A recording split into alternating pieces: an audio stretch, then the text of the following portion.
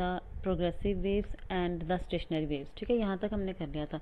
उसके बाद हमारा नेक्स्ट टॉपिक है that is free vibration, forced vibration and resonant vibration. बच्चे ये 7 नंबर में क्वेश्चन आता है, define the free, forced and resonant vibration. आपने क्या करना है, तीनों वाइब्रेशन की डायग्राम, डेफिनेशन एंड एग्जाम्पल, ये तीनों चीजें करनी है। ठीक है, ये 7 नंबर में बहुत इंपॉर्टेंट क्वेश्चन है, हर बार ये क्वेश्चन आता है 7 या 10 नंबर में। ठीक है, तो पहले देखिए फ्री वाइब्रेशन क्या होता है, फोर्स्ड वाइब्रेशन क्या होता है, रेजोनेंट वाइब्रेशन क्या होता है। 3 टाइप की वाइब्रेशन होती है। वाइब्रेशन मतलब बच्चे जैसे कोई चीज वाइब्रेट करते हैं तो उसमें 3 टाइप की आपके पास वाइब्रेशन आती है। फर्स्ट है हमारे पास फ्री वाइब्रेशन। फ्री वाइब्रेशन से नाम से पता चला, फ्री मतलब जिसे बाहर से कोई एक्सटर्नल फोर्स अप्लाइड नहीं हो रही।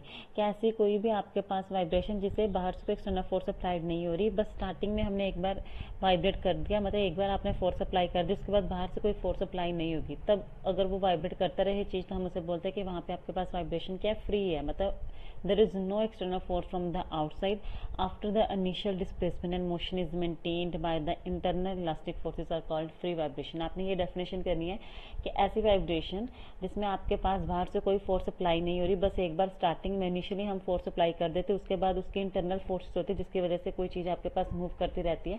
बाहर से हम कोई भी उसे वाइब्रेशन प्रोवाइड नहीं करते हैं, मतलब बाहर से कोई भी हम उसे फोर्स प्रोवाइड नहीं करते। दैट हमने सिर्फ ये डेफिनेशन करना है, ये वाला vibration which no external force acts after the initial displacement and motion. मतलब ऐसी वाइब्रेशन जिसमें कोई एक्सटर्नल फोर्स अप्लाई नहीं हो रही, कब नहीं हो रही, जब आप क्या करते हो, एक बार आपने इनिशियल फोर्स क्या कर दी, अप्लाई कर दी, उसके बाद आपके पास कोई भी एक्सटर्नल फोर्स अप्लाइड नहीं हो रही और फिर भी आपके पास जो वो आपके पास बॉडी होगी वो फिर भी वाइब्रेट करती रहेगी, then that is known as the free vibration. ठीक है, आपने ये डेफिनेशन करना है। उसके बाद एग्जांपल में बच्चे जैसे हमारे पास स्ट्रेच्ड स्ट्रिंग, मतलब हमारे पास कोई धागा है या फिर हम स्प्रिंग ही लेते हैं या कोई भी आपके पास धागा है। ठीक है, आपने धागे को दोनों साइड से बांध दिया। ठीक है, उसके बाद आपने एक बार उसे हिलाया, उसके बाद वो अपने आप वाइब्रेट करता रहता है ना। वैन प्लग्ड का मतलब क्या है कि दोनों साइड से आपने धागे को क्या कर दिया, बांध दिया है। ठीक है, किसी पोल के साथ दोनों साइड से बांध दिया, उसके बाद आपने सिर्फ एक बार उसे हिलाया, उसके बाद वो मूव करता रहता है, मतलब अपने आप उसमें वाइब्रेशन होती रहती है। That is known as the free vibration. तो एक आपने ये एग्जाम्पल कर लेनी है, एक आपने थर्ड एग्जाम्पल, दो एग्जाम्पल करने हैं। The vibration of the bob of a simple pendulum are called free vibration. मतलब जो आपके पास सिंपल पेंडुलम का बॉब होता है, जैसे घड़ी के नीचे होता है, ठीक है, वो आपके पास अपने आप मूव करता रहता है, उसे हम बाहर से कोई एक्सटर्नल फोर्स अप्लाइड नहीं कर रहे। That is known as the free vibration.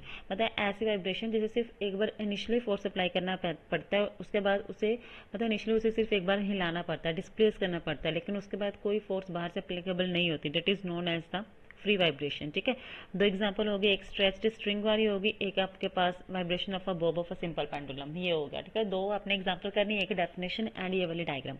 अब ये डायग्राम में देखो, वाइब्रेशन मतलब आपके पास क्या होगा, वेव फॉर्म होगी ना, डिस्प्लेसमेंट इस तरफ ऊपर को है वाई एक्सिस और टाइम हमारा एक्स एक्सिस की तरफ है। मतलब ये आपके पास क्या है, वेव अपने आप मूव कर रही, बाहर से हम कोई फोर्स अप्लाई नहीं कर रहे, लेकिन फिर भी आपके पास क्या करती जा रही, वेव आगे मूव करती जा रही है। That is known as the free vibration. ठीक है, और फ्री वाइब्रेशन में हमारे पास एक और पार्ट आता है, that is damped vibration. Damped vibration का मतलब क्या होता है बच्चे, ऐसी वाइब्रेशन जिसे बाहर से हम कोई फोर्स अप्लाई नहीं करते, लेकिन धीरे धीरे उसका एम्पलीट्यूड क्या हो जाता है, कम होता जाता है और लास्ट में जाके बिल्कुल खत्म हो जाती है आपके पास वो वाइब्रेशन, वो वेव खत्म हो जाती है। That is known as the damped vibration. जैसे यहाँ पे लिखा है ना, the vibrations in which amplitude of the vibrating body goes on decreasing। मतलब ऐसे वाइब्रेशन जिसमें एम्पलीट्यूड वाइब्रेटिंग बॉडी का क्या कम होता जाएगा। एम्पलीट्यूड का मतलब क्या है बच्चे, जो ये वाला आपके पास डिस्टेंस है, इस पॉइंट से लेके इस पॉइंट तक, इस पॉइंट से लेके नीचे तक जो ये डिस्टेंस है, जो ये हाइट है, उसे हम क्या बोलते हैं, एम्पलीट्यूड। मतलब धीरे धीरे इस वेव का एम्पलीट्यूड कम होता जाएगा और एकदम जाके क्या हो जाएगा, खत्म हो जाएगा, and finally the body comes to rest. That is known as the damped vibration. ठीक है, मतलब ऐसे वाइब्रेशन जिसमें आपके पास एम्पलीट्यूड धीरे धीरे वेव का कम होता जाएगा और finally that body comes to rest. That is known as the damped vibration. आपने ये डेफिनेशन करना है। एग्जांपल क्या ले सकते हैं बच्चे, जब आप स्टोन थ्रो करते हो, ठीक है, पानी में, तो एक आपने इनिशियली क्या किया, वेव प्रोड्यूस होगी स्टोन की वजह से, और धीरे पहले वो सर्कल सर्कल बनने स्टार्ट हो जाते हैं वाटर में, लेकिन धीरे धीरे वो क्या हो जाता है, सर्कल खत्म हो जाता है ना, मतलब वहां पे आपके पास वाइब्रेशन कौन सी होगी, डैम्प्ड वाइब्रेशन होगी। ठीक है, आप एग्जाम्पल में बोलते हैं when throwing the stone in the water produces the wave and finally it goes to rest or it ceases away, that is known as the damped vibration। वो उसकी एग्जांपल हो जाएगी। ठीक है, अब हमने फ्री वाइब्रेशन कर लिया। फ्री वाइब्रेशन मतलब ऐसी वाइब्रेशन जिसमें बाहर से हमारे पास फोर्स एप्लीकेबल नहीं होती, सिर्फ इनिशियल हम डिस्प्लेसमेंट ही करते हैं, तब आपके पास जो वाइब्रेशन प्रोड्यूस होती है, दैट इज फ्री। डैम्प्ड मतलब बाहर से फोर्स अप्लाई नहीं हो रही, लेकिन धीरे धीरे उसका एम्पलीट्यूड कम हो रहा है वाइब्रेशन का और फाइनली जाके रेस्ट पे चले जाते हैं, then that is known as a damped vibration. जैसे हमने फ्री वाइब्रेशन की डेफिनेशन और एग्जाम्पल और डायग्राम किया, वैसे ही डैम्प्ड वाइब्रेशन की एक डेफिनेशन होगी, एग्जाम्पल वो स्टोन वाली ले लेना, एंड ये थर्ड आपके पास